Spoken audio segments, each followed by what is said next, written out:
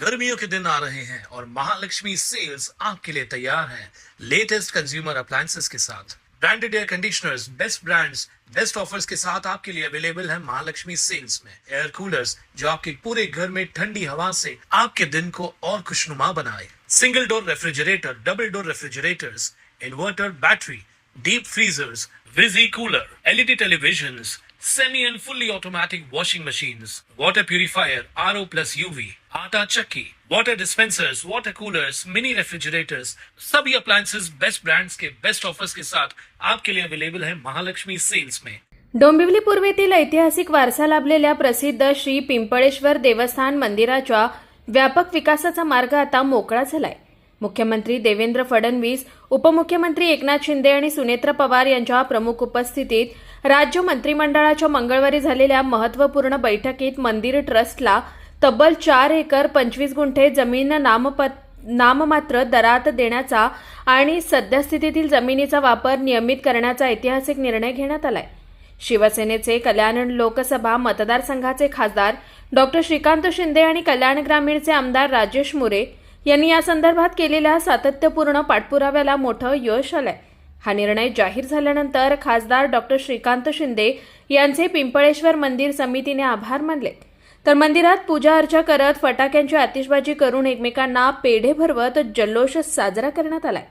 यावेळी शिवसेना जिल्हा प्रमुख गोपाल लांडगे, कल्याण ग्रामीणचे आमदार राजेश मोरे, प्रकाश म्हात्रे, गुलाब वजे, गजानन व्यापारी, विलास भोईर, दत्तात्रय वजे, लालचंद पाटील, राहुल गणपुले आदी पदाधिकारी, नगरसेवक आणि कार्यकर्ते उपस्थित होते। डोंबिवलीतील या 27 गाव पंचक्रोशीतील हे देवस्थान, या देवस्थानाच्या माध्यमातून या पंचक्रोशीमध्ये सेवा केली जाते। हे मंदिर पुरातन मंदिर आहे।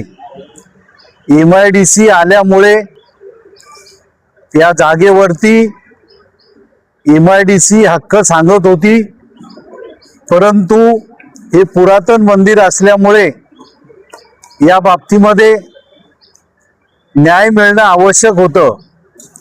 अनेक वेळेला या बाबतीमध्ये लढा दिला, अनेकांनी या जागेवरती कब्जा करण्याचा प्रयत्न केला, उपोषणाची नाटकं केली, परंतु सत्य असतं।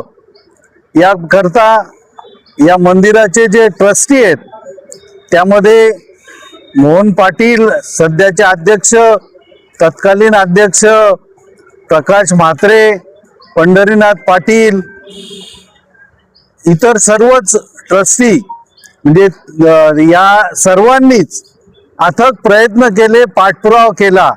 शासकीय माध्यमातून काम होण्यासाठी जो पाठपुरावा लागतो तो पाठपुरावा सातत्याने केला।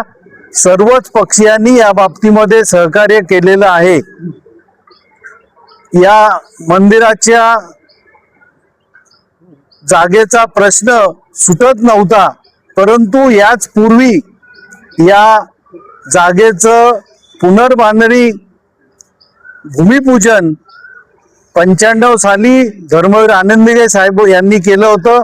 त्यांच्यासोबत DK दास महाराज हे उपस्थित होते। या देवस्थानाला 1995 साली तीर्थक्षेत्राचा दर्जा प्राप्त झालेला आहे।